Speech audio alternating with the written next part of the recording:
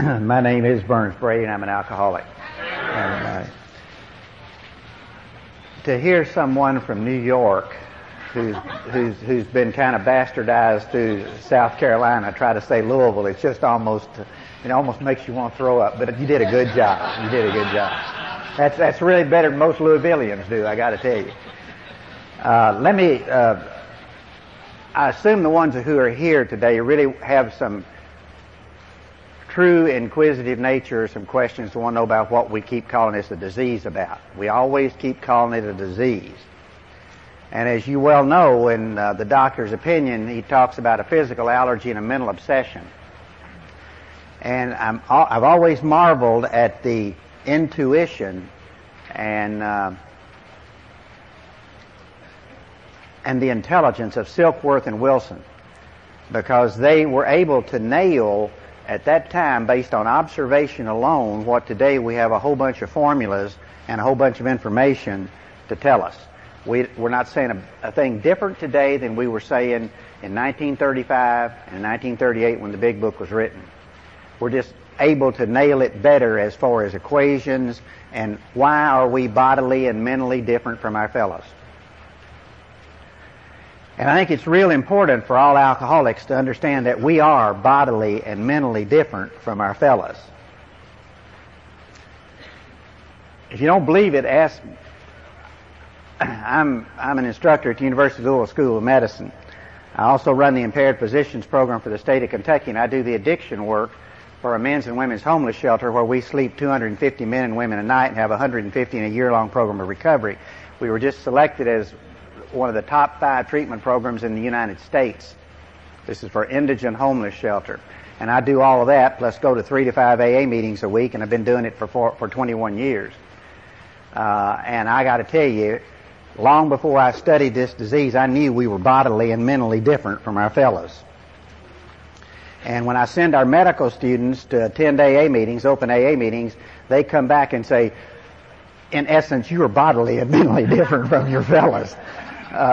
And they are just tickled to death because we're all in the same room together, because they're scared we might get out in public as a group, and God knows what we might do in public as a group. I've listened to circuit speakers talk from the podium and say that we're not bodily and mentally different. We're no different. That's just not true. And what I say sometimes for humor is, normal people bleed when we cut them. They cry when they lose somebody. And I practiced medicine for 25 years before I started running the Impaired Physician Program, family medicine, so I listened to tons and tons of people come through my office, and they reacted to the same things we react to. They don't react the same way.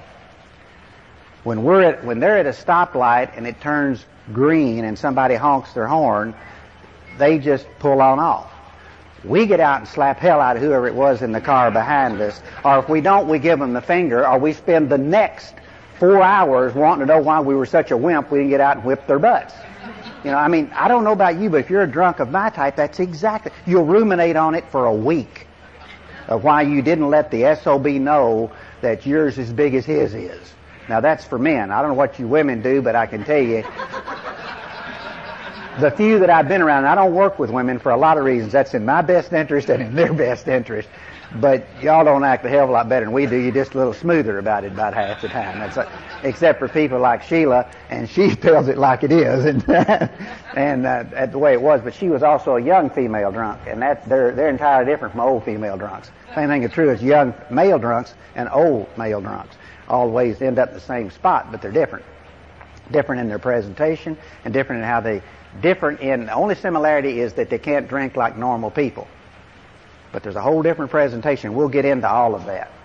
So I've told you my credentials.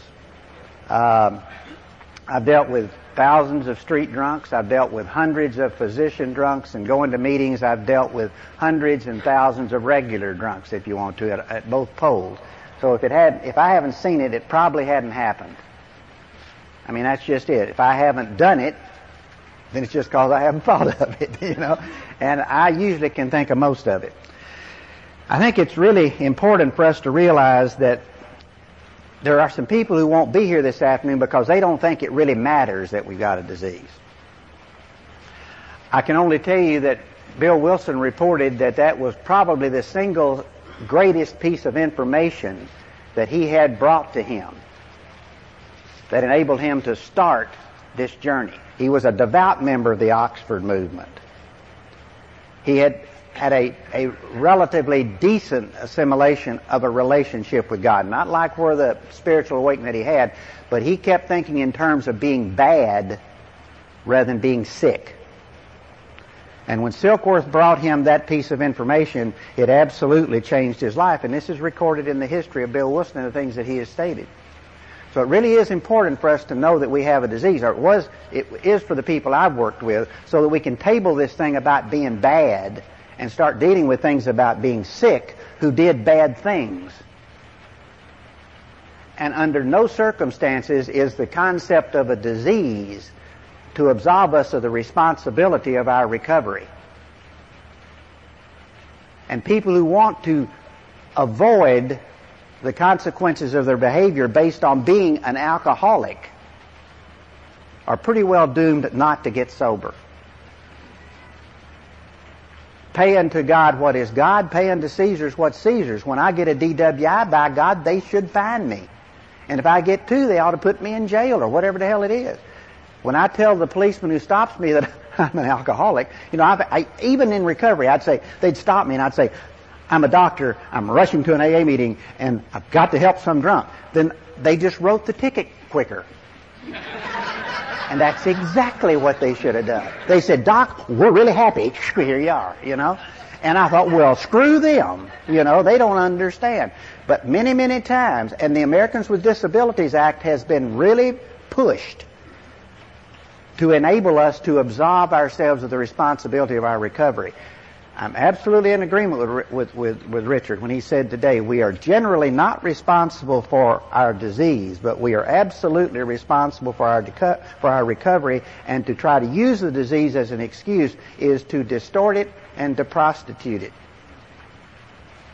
But I think it really is critical to know we have a disease, how we are different, and how we will have to deal with it.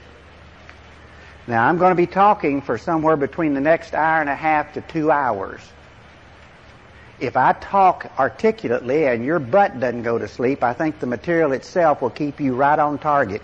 If you blink, you're going to miss it, because this presentation I'm going to do today, when I do it to doctors, it takes me a day and a half to 2 days. They're just not as smart as you people, and I'm not really No, let me tell you, they're not as desperate as you people. You know, to them it's an intellectual endeavor. To me, it's like, you know, it's like the pig and the chicken. When they're sitting there talking about breakfast, you ever heard that? And the chicken's all happy as can be, and the pig's just shook up. And the chicken says, why are you shook up? It's a great meal. And the pig says, because for you it's a contribution. For me it's total commitment. And for the alcoholic who won't know about his disease, this is a deal of total commitment. To the doctors, it's kind of an intellectual deal. Now, I'm not going to shortchange you. You're going to get the same material they'll get. But I'm going to have to condense it. And if you blink, and for some alcoholics in the first 5 years of recovery, your concentration is somewhere between 0 and -5. So you may have to get up and do a pirouette every now and then. I'll know you're not having a seizure, you're trying to wake up. And that'll be okay. And the rest of you forgive them, because that's what they're going to do. Let's look at what we got. Alcoholism was defined by the American Medical Association as a disease in 1955. We defined drug addiction as a disease in 1987. I continue to be intrigued by those people who continue to consider themselves professionals in the field of mental illness, who do not want to call this a disease, who still want to call this a secondary problem. If you were improperly potty trained or lusted after your mother, that's what made you a drunk. Now, please don't hear me by saying that you shouldn't revisit your family of origin stuff. But if you're going to live there, you're not going to get sober. But if you don't go back there, you're probably not going to ever know where the bullets came from. Look at the 5th chapter and the 4th step. It says we go back through our lives. Nothing counts but thoroughness and honesty. But that group of mental health people continue to call this a secondary illness. It is a primary illness, well defined. I won't get into defining a disease. I think that's basically a bunch of semantics. And when I'm on a podium with a bunch of us so-called experts in the field of addiction medicine, I'm board certified in family medicine, I'm board certified in addiction medicine. And when we get there and get to talking about what is the definition of a disease, I just sit back and prop my feet up and said, when y'all get finished, let's talk about what's serious. Because I'm not going to get into that. We defined it as a disease, and we're the pros, we're the doctors, we're the specialists in disease. Stanley Getlow, who's one of the leading educators in this field, called this disease sedativism. And what he meant is not that a drug is a drug is a drug. That's not, and a lot of people thought he meant that. What he meant is the alcoholic will not be able to process mood-altering medication like a normal person. That's an entirely different deal. It's an entirely different deal.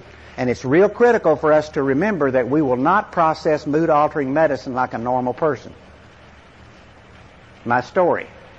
And I'll get into more of it tonight when I talk, but the short version of it is that in 1958, and my high school and college years were no different from anybody else, frankly, as far as drinking and drugging. I didn't drug and I didn't drink that much. But in 1958, when I started medical school, I started taking amphetamine, speed, to study. Was hooked on it almost immediately. 12 years later, after 4 psychiatric hospitalizations, getting kicked out of medical school, I mean, the whole horror story. I didn't drink during those 12 years, just the amphetamine. I quit taking amphetamine. I may get into that tonight, I may not, but I quit taking amphetamine. Then I started drinking. And the first 4 years of my drinking wasn't alcoholic. I didn't drink that much. I didn't drink that often. Didn't think much about it. Never even considered whether I'd get drunk or whether I'd stay sober. And it didn't impact my life. I had a huge family practice. It was not difficult. The next 3 years of my drinking was alcoholic. I didn't drink as much. I didn't drink as often. But every minute of every day, I knew when my first drink was going to be. It was going to be at 4 o'clock. My total obsession was alcohol and when I would get it. And the last year of my drinking was addictive. And I drank a quart of whiskey a day or a night. Told myself I wasn't an alcoholic because I never drank in my office. And I'll sit and tell you tonight about where I had the shotgun in my mouth and that moment of truth. But that was 12 years of amphetamine with no alcohol. 8 years of alcohol with no other drugs, same sewer. There were some differences, and I'll talk about those tonight. 17 years sober. I had a heart attack. A big one. Almost died. Rolled me into the emergency room. I knew the guy.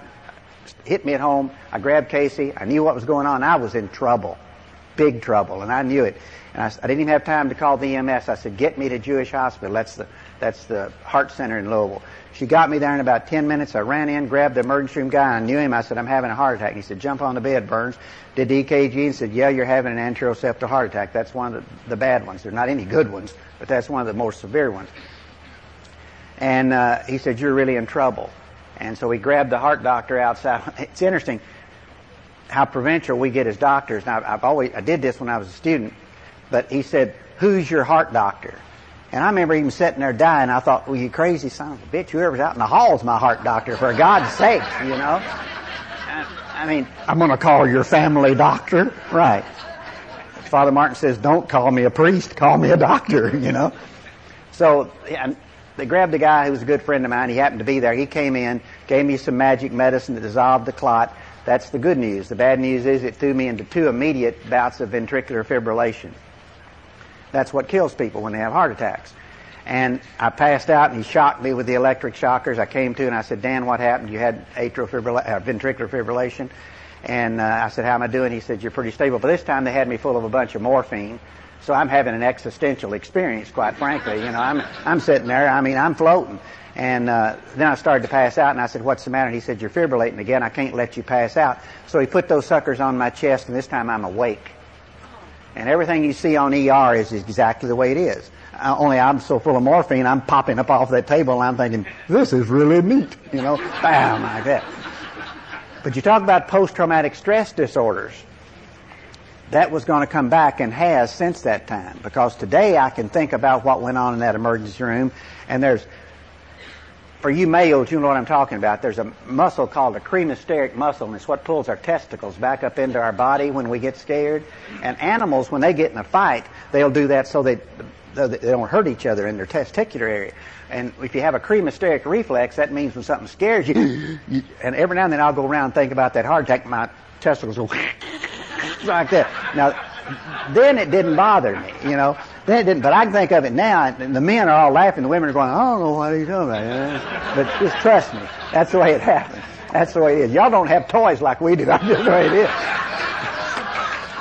And so we have neat things that happen to us. Y'all just walk around having babies and periods. I don't know what it's all about. But we have these neat things happen to us. But after it was over, I was real fragile, both physically and emotionally.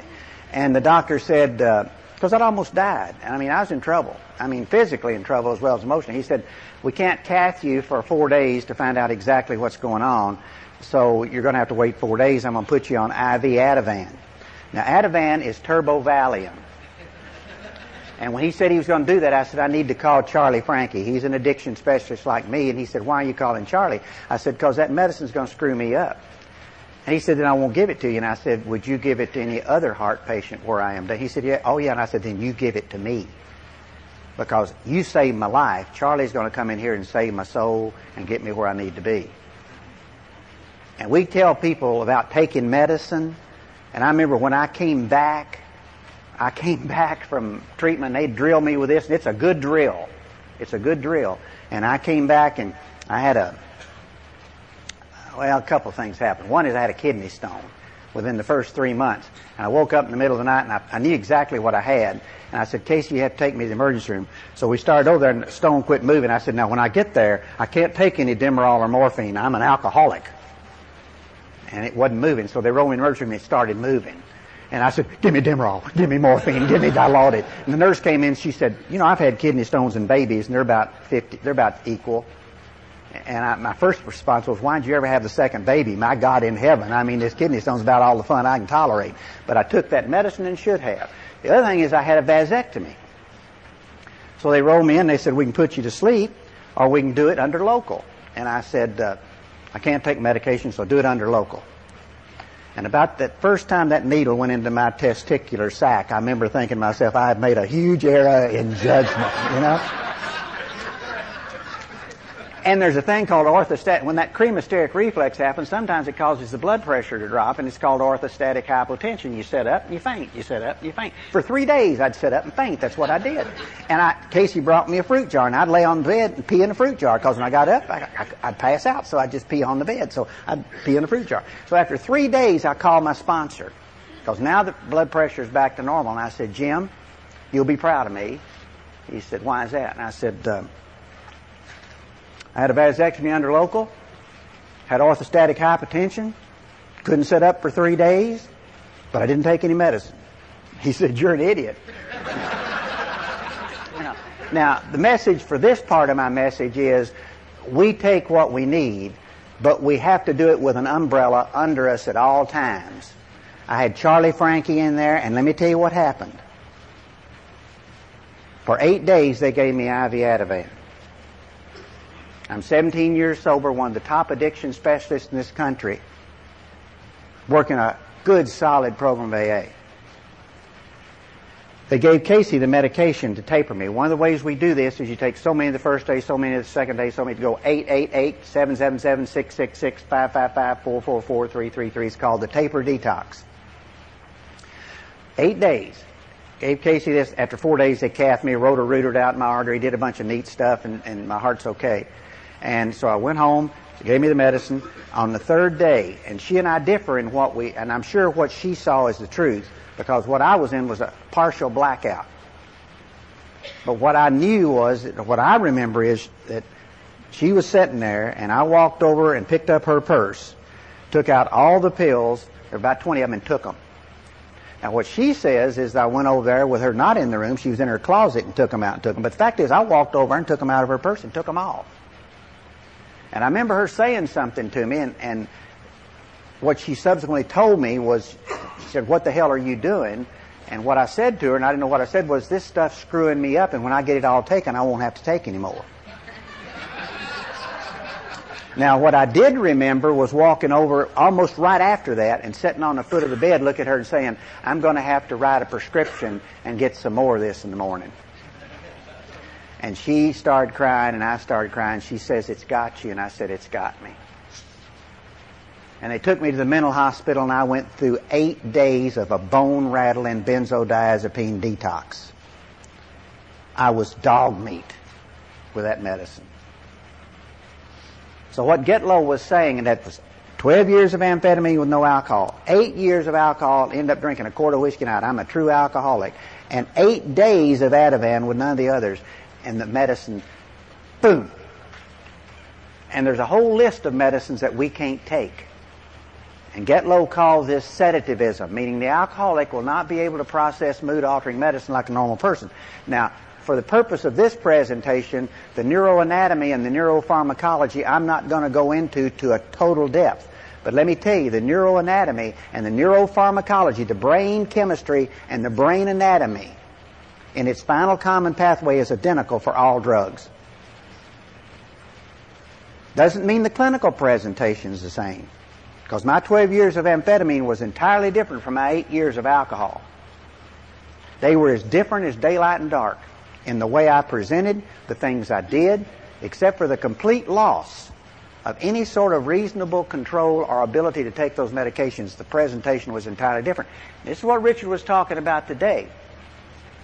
Is in Alcoholics Anonymous, we share a common experience. That's what brings us together, is that common experience. I can talk to a drug addict and I can talk to an alcoholic because I can talk my drug shit with the drug addict and I can talk my alcoholic stuff with the alcoholic. But I got to tell you, they're different in their clinical presentation. And we attract in this program of attraction because of the similarity, not the differences. Now, we stay together, and if you read There Is a Solution, it's real clear. We stay together because we find a shared common solution.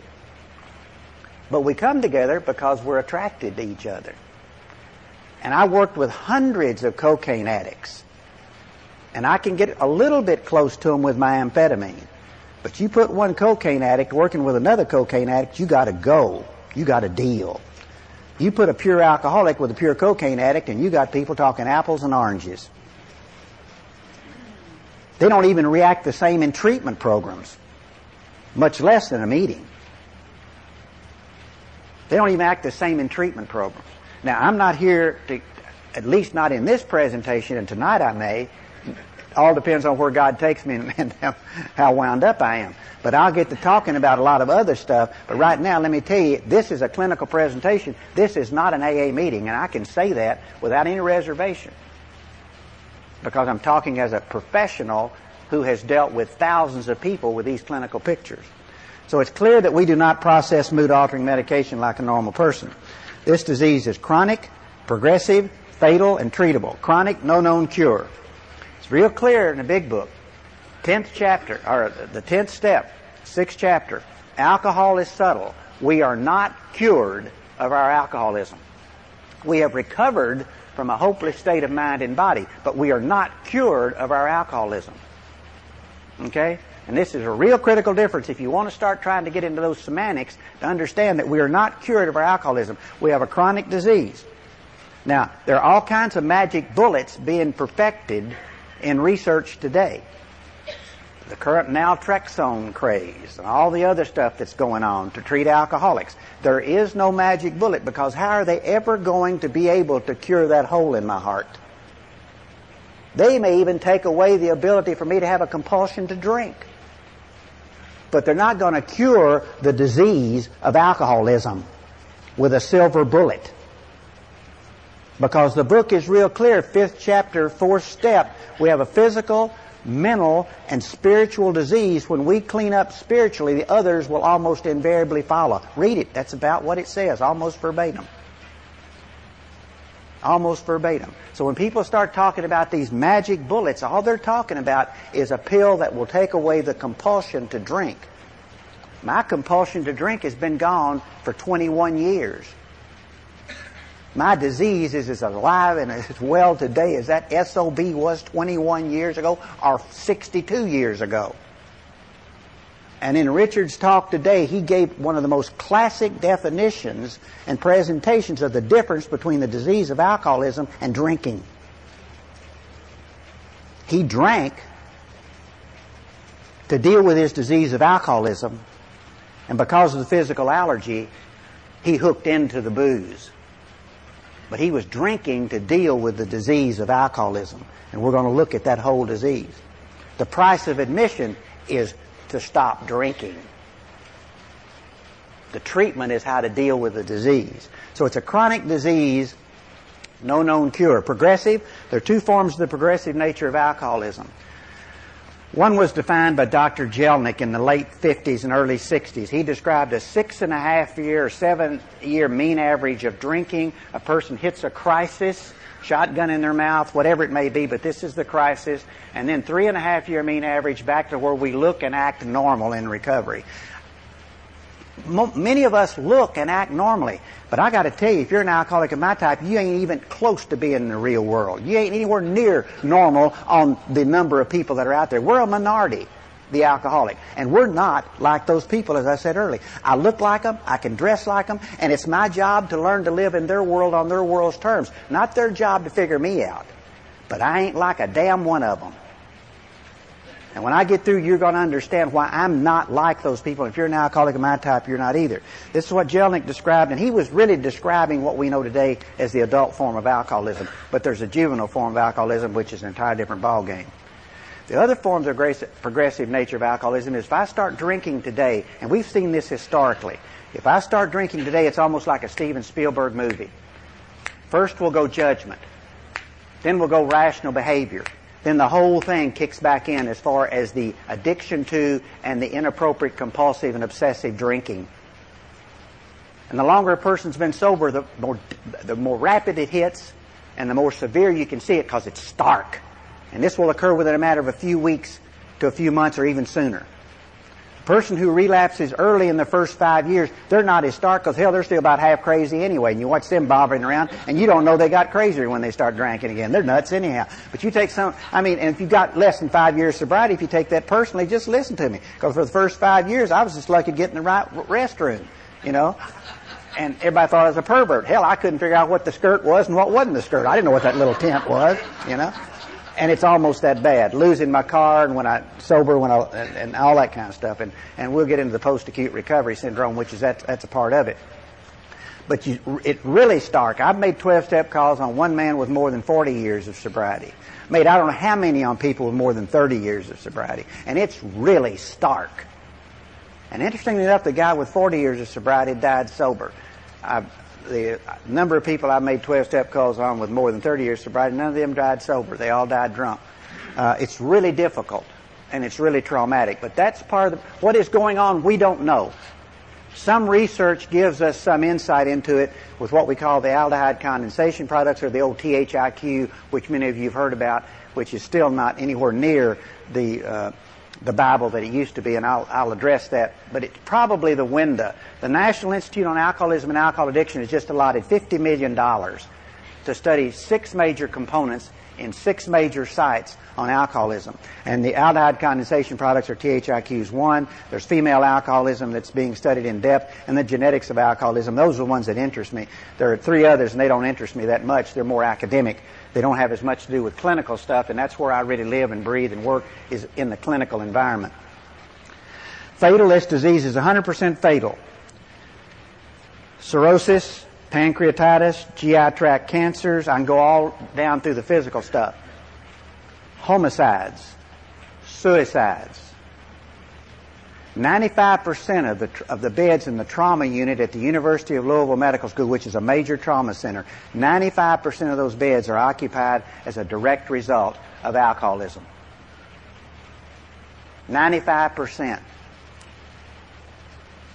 So this is a disease is 100% fatal. 100% fatal. And the seminal issue for every alcoholic,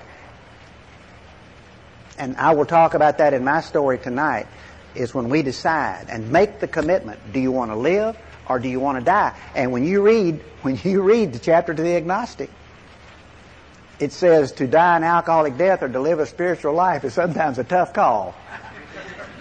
And you think, huh? Yeah. Do you want to live or do you want to die? And every one of you, if you got to the point I did, dying seemed the most obvious, logical, and acceptable. And that's why the instance of suicide in the alcoholic population is 17% greater than the normal population. we get to the point of being hopeless. That's the bad news. The good news is we get to the point of being hopeless. And those people that it still works for who never got to that point, I take my hat off to them. Because some of them are still sober and working a good program. But I tell you what, I think they have to work harder than I do. Because I got nowhere else to go. And they may still have another drunk. I truly in my guts don't believe I've got another drink.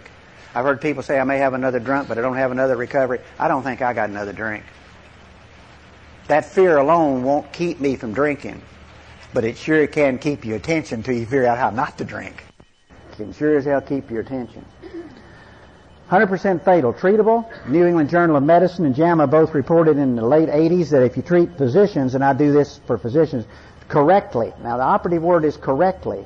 There's a 90% chance of recovery at the end of 5 years. You treat the normal population correctly, 70% chance. Now the operative word is correctly, and I absolutely agree with Richard today. In fact, I agree with about 99% of the talk he gave, and the 1% I disagree on is just a matter of degree, and I think I've just had a little more experience than he's had in one or two spots. But in principle, I'm 99% in total agreement with that talk he gave today. And so you may not want to come to tonight's talk. It may not be, if it pissed you off, you want to come. If it didn't piss you off, you probably can't wait to get there. And I really mean that. I really do mean that. And I do believe that the rate of recovery is somewhere between 1 in 37 or 5 to 10%. But the operative word is correctly. Now, in our impaired physician program, what we do is when we intervene on these docs, immediately when we go in, we intervene, we do our own evaluations, we do our own interventions, we do our own initial treatment. When they come back, they go into physicians' recovery groups. They go to AA anywhere from 5 to 6 times a week. And so Big Book says you don't do that. I agree with that 100% for regular drunks. But I've come to know, after 400 physicians and looking at 10,000 physicians around this country that are sober after 5 years, and of the 400 docs we treated, 10 walked in saying, help me. 390 walked in trying to save their ass. They weren't a bit interested in saving their soul. And yet we now have a recovery rate of 95% after 5 years, and we're following up 5 years later, and other states who have been able to have comparable structured programs after another 5 years show they're still showing 95% of those people still going to AA. And about 15% of those people who quit going. Between 10 and 15% of those people who quit going. Now, it takes about 2 to 3 years for those doctors to change to where they really begin to see this spiritual way of living is really worth it. Because when we had 2-year programs, we had a relapse rate of 60%. We found that there's 30 to 35% that relapse between 2 years and 5 years. And so we become their benevolent dictators. I won't do this in AA, but I'll sure as hell do it in the physician's recovery program. And you better hope I do a damn good job if you ever come to Kentucky. Because if you walk in your doctor's office, you don't know whether that doctor's got a pill or an alcohol problem or not. But you better hope we do. And if you want to tell me that I should not intervene and control their lives, then ask your neurosurgeon if he's had a drink or not. You know, one of my good friends went in to have heart surgery one day, and the doctor walked in. He said, "I've gone over all this with you." He said, "I really appreciate your history of alcoholism. Do you have any questions of me?" And he said, "Yeah. Have you had a drug screen today?" I thought that's funny as hell. I love that. I thought that was great. And the doctor looked at me and he started laughing. He said, "No, but I'll take one if you want me to." And he said, "No, I just thought I'd be cute." I thought, maybe you picked the wrong time. Be cute. Be cute after the surgery, right? Anyway, so this success rate is directly contingent on the commitment to the program. It's correctly contingent on the responsibility. Wilson said this program is spiritual. He didn't say it has a spiritual component. He says it's spiritual. 2 components, humility and responsibility. Humility and responsibility. It's very difficult to get goosed by the Holy Ghost if you don't get off your ass. Okay, it's really difficult. I won't say impossible, but I'll say virtually impossible. So spirituality requires a lot of work and a lot of commitment and showing up. It just doesn't happen out of the sky. This disease is a biopsychosocial disease. We're going to look at each of those components, because to omit any of these components in a spiritual resolution it's just not going to work. Even if they don't drink, there's not going to be the quality of sobriety that we're going to see. Let's look at those in reverse order. Let's look at our society. We live in a society which not only condones drinking, it promotes it. Now, this talk is not against alcohol. The Jews call alcohol the gift of God that gladdens the hearts of men. And for 90% of the population, that's true. For 10% of the population, it's the kiss of death. Everybody knows that statistic. It still holds true. Still holds true. So we live in a society which not only condones drinking, it promotes it. Look at our advertising. Our advertising is not subliminal. Subliminal advertising says, first of all, subliminal advertising is illegal. Our current advertising says you're stupid, because we're going to show you a commercial that's so damn dumb that it's going to force you to, or going to encourage you to drink beer, and you're thinking, I'm not buying that, and yet you're drinking beer. In Kentucky, when UK plays basketball, no TV in Kentucky comes on without a bottle of beer in one hand and a bag of popcorn in the other. The TV doesn't work.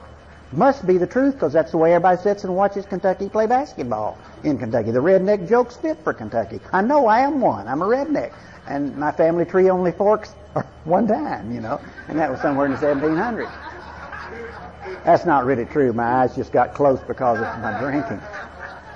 We live in a society which not only condones drinking, it promotes it. And let's look at it. Here's our commercial. And these play a big part. If they weren't being successful, the whiskey industry right now is getting ready to put millions of dollars in to try to combat the beer industry, which is whipping their butt because of advertising.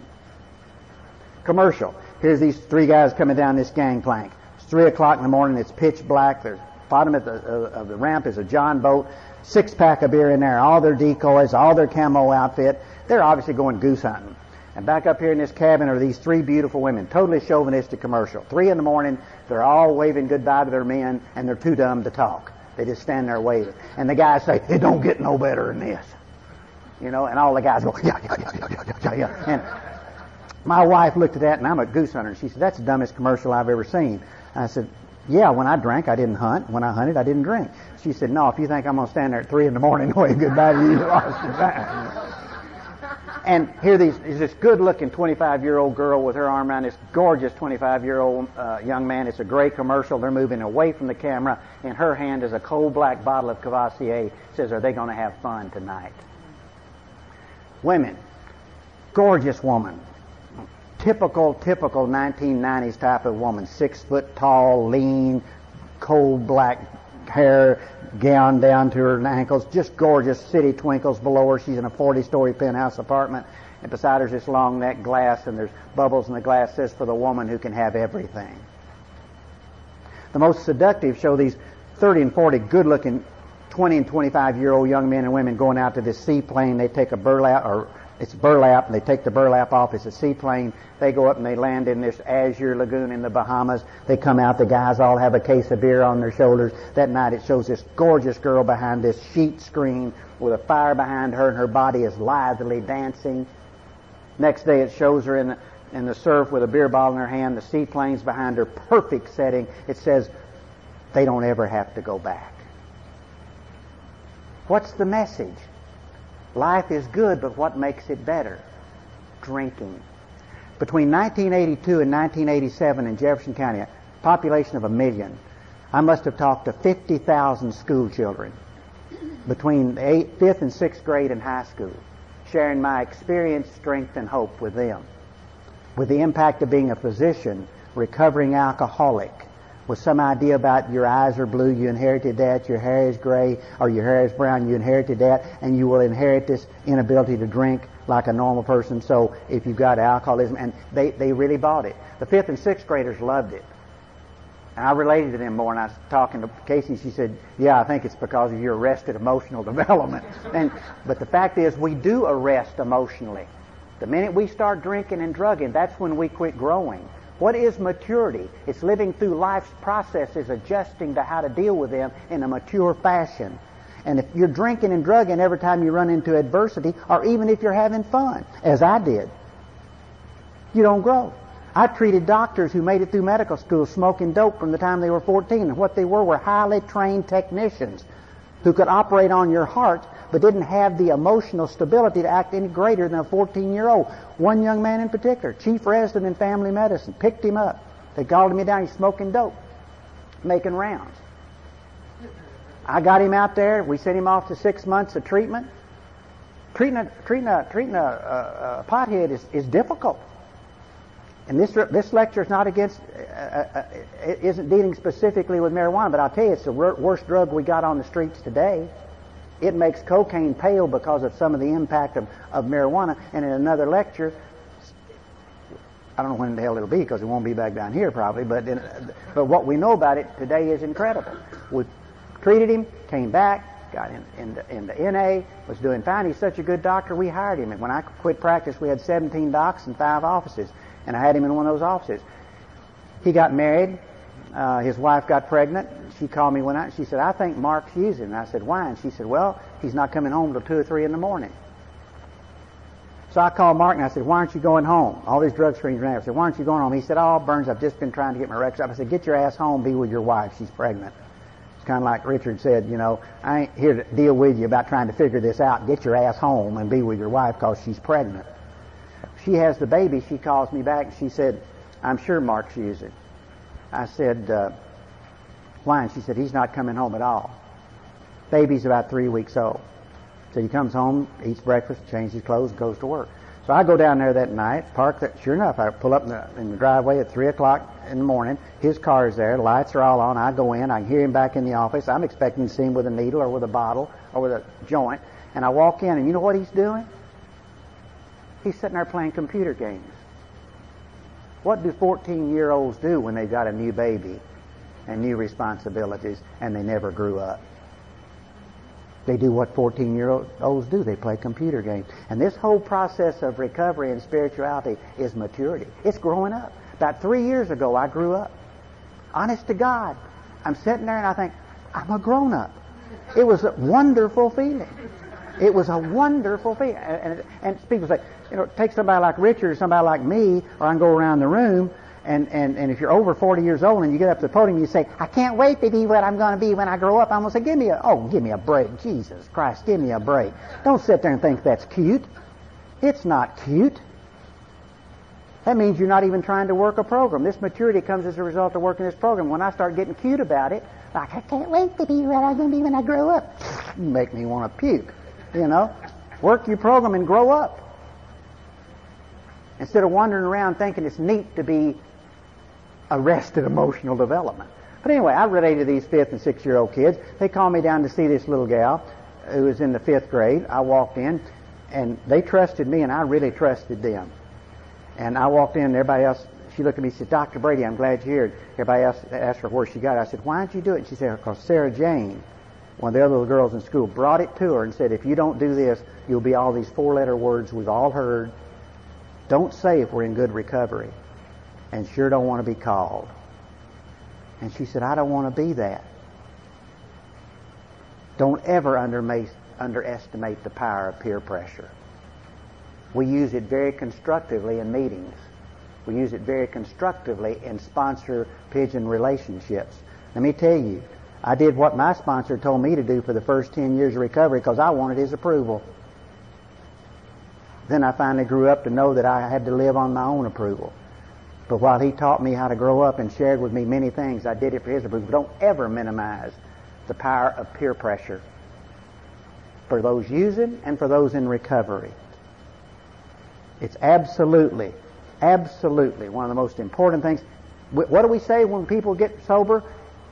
Run with the winners. Don't go in slippery places. Change playmates, playpens, and playthings. These are the societal components of drinking. When I get finished, you'll even have some idea how the brain chemistry changes when we go back in the bad environments. So society and the societal component of this, critical. If you want to be a winner, run with winners. If you don't want to slip, don't go in slippery places. The neat things that we say, and they really hold, change playmates, playpens, and playthings. It's not possible, what Sheila talked about last night, and Casey sponsored a young woman who came in much like you came in. And to see you today tells me you chose to change playmates, playpens, and playthings as dramatically as anybody. As dramatically. And I really take my hat off to you, because I know that's not easy, especially when you're as young as you are, but it has to be done. You can't have a foot in one side of the world and a foot in the other. Can't work. Can't work if you're an alcoholic of my type. Let's look at the psychological components. Alcoholic personality. There is no such thing. All the reputable data tell us that when you say he has an alcoholic personality, I don't know what that means. There is no such thing. If you run MMPIs, which are tests for emotional stability, on us, you'll never find our emotional profile. You'll never find a normal one, but you won't find a consistent one. So there is no such thing as an alcoholic personality. Still used in a lot of the medical profession, doesn't hold water. Mental illness, there's no more mental illness in the alcoholic population there is in the normal population. Mental illness being bipolar disease, schizophrenia. Some of the literature talks about an increased incidence of bipolar disease. That's hogwash. It is not true. There's no more mental illness in the alcoholic population there is in the normal population, 3 to 8%. Bipolar disease, schizophrenia, and major psychotic depression. Now here's the hooker, and stay with me, because this is where this is where I got into some of the damnedest fights with the professionals you've ever seen. And I don't expect to get into any with y'all, except from those people who aren't listening with an open mind. The hooker in this is that 90% of alcoholics have significant affective disorders as a part of their disease of alcoholism. It's not alcoholism and affective. Now let me tell you what the affective disorders are. They're anxiety and depression. Simply stated, anxiety and depression. And it's not alcoholism with a secondary or axis 2 diagnosis of depression, or axis 1 even. Alcoholism or alcohol abuse or alcohol use disorder or alcohol dependency and major depression. No, the depression is a part of the disease of alcoholism. Bill Wilson. Spend the time to study this incredible man. God, if you don't believe God picks the most wounded soldiers to serve, then you need to study Bill Wilson's life and need to be grateful that he picked you. When he wanted a job done, and if you haven't read the Bible closely in years, read it. He always picked the wounded soldiers. But Bill Wilson was racked with this. The affective disorders. 90% of us have significant affective disorders, anxiety and depression, as a part of our primary illness of alcoholism. In most instances, it will be significant and precede the drinking. And therefore, when we drink and stop drinking, we've still got it. Now, the deal here is how are we going to treat it? And this is where you get into the dual diagnosis stuff that floats all around. And the fact is, if you don't treat their depression, they can't get sober. Or if you don't treat their anxiety, they'll drink again. Well, there are some people who do need treatment for their anxiety and depression. The critical call is who and how many and when. Who, how many, and when. And I will tell you that the two major studies done were done by Mark Shuckett at Scripps Institute, who has been one of the leading educators in the disease, especially in genetics, and by Mark Gold at the Brain Institute in Miami. Both these are psychiatrists. Neither of them are alcoholic. Both of them have been devoted to us for as long as I can remember and doing real solid research. And they have stated, separate studies, that 100% of alcoholics coming into treatment or coming into recovery are depressed. 60% will clear within 4 weeks just getting off of the drug, or the drug being alcohol. 60%. And another 32% will clear within 1 year learning a new way to live. That means you've got 92% clearing of their major depression and anxiety to the point that it's disabling by learning a new way to live and staying off the drug. That leaves 8% who are going to need medicine, as opposed to the 50 to 75% today who are on medication. Now, the critical deal is who decides who needs it and who doesn't. People like me. Not just doctors. addiction specialists who have recovery and know recovery process. That's why it's best, not essential, but it's best to see a physician who is in recovery. I'm talking about an addiction specialist in recovery working a 12-step program. Because all the studies are real clear. The number one treatment for alcoholism is AA. Multiple studies. The number one treatment, the number one mechanism of recovery is AA. And anything that's done in addition to that needs to be done by people who know exactly what they're doing. The last 5 years of my practice, I guess I saw every alcoholic in Jefferson County, million population, who wanted to stay sober because they knew I wouldn't give them the wrong medication. But they knew I'd get the right thing for them. And when these people would come into me, and I'm just sharing it with Lynn, when these people come in and would sit down with me, and if they were in that first 2 years, that gets real spooky. So you just had to figure out if they were able to pee in the right commode and zip their fly up, and if they were able to get to the right room, and if they literally were able, and that's kind of cutesy. But what I did want to know is, were they sleeping halfway decently, and could they get to work, and could they show up where they were supposed to show up on time, and were they going to their meetings, and did they have a sponsor? Now that's what I needed to know. Because if they were doing those things, then I would continue to see them usually at 2-week, 3-week, or 4-week intervals so I could see if they were going to slip into their vegetative state. And if they were, then they got put on medicine. Because if they start getting vegetative, they deserve treatment because they're getting into some real tough stuff. And these people literally can stop eating, can stop sleeping, and can get in real trouble even trying to go to AA. Not many happen, but they can that first 2 years. After that, when the person would come in and sit down to me, I'd say, what are you doing with your recovery? Oh, I'm working my program. Tell me about your program. How many meetings you going to? Well, I'm going to 3. How many were you going to a year ago? 6. You got a sponsor? Yeah. How often do you talk to sponsor? Well, about once every month. How often were you seeing your sponsor, talking to him a year ago? Oh, I've seen him at meetings every night, or seen him at meetings 3 or 4 times a week, talking to him, frequently during the week. And if I'd go down, I would see they had moved away from what got them there.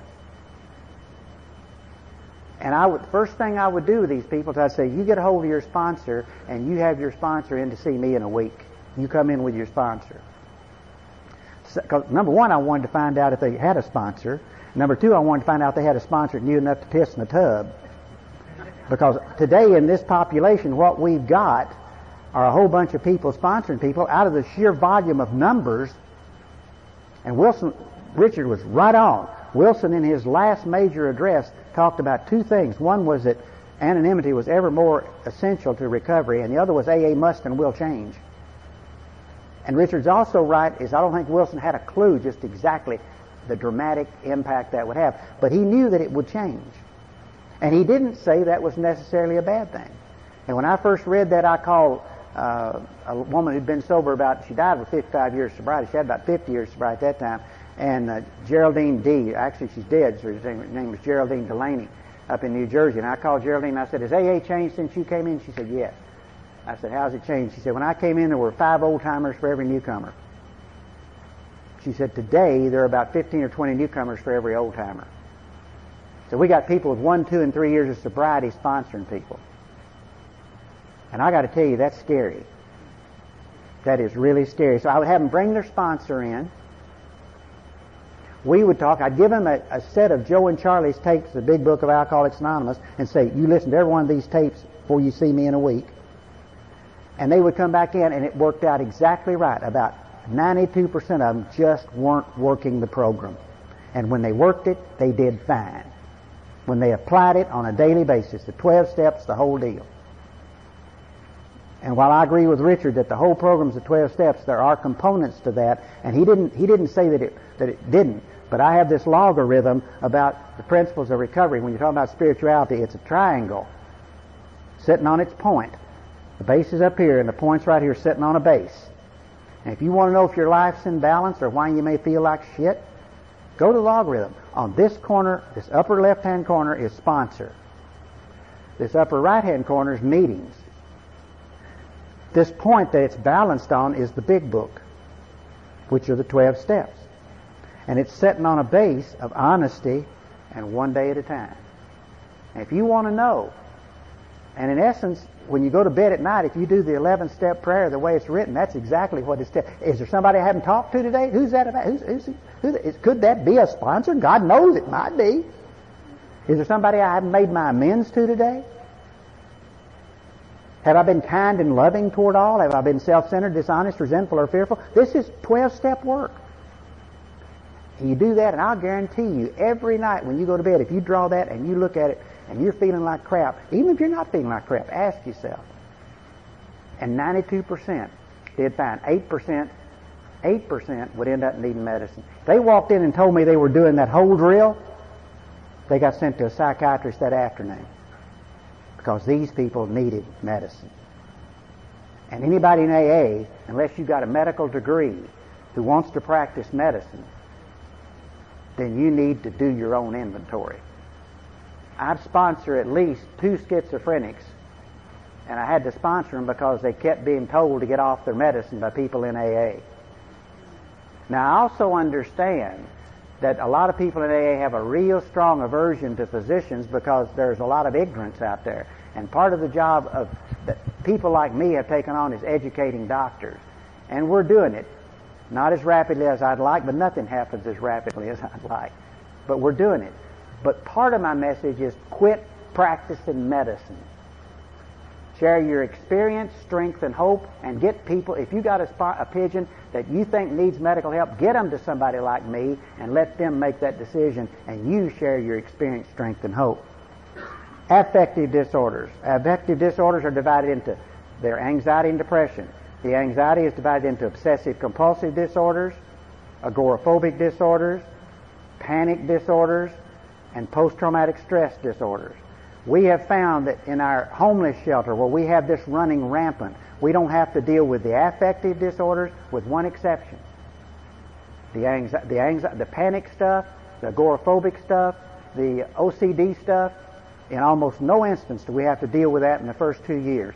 The one we do have to deal with is post-traumatic stress disorder associated with child abuse in women. I've done at least 200 fifth steps in that men's homeless shelter. Sat with some of those guys that are big enough to eat that wall in my lap, stroking the back of their hair while they talked about being abused as a child. Most men will not relapse over being abused, sexually abused as a child. They get aggressive and they want to fight everything. Anger is incredible. The women invariably relapse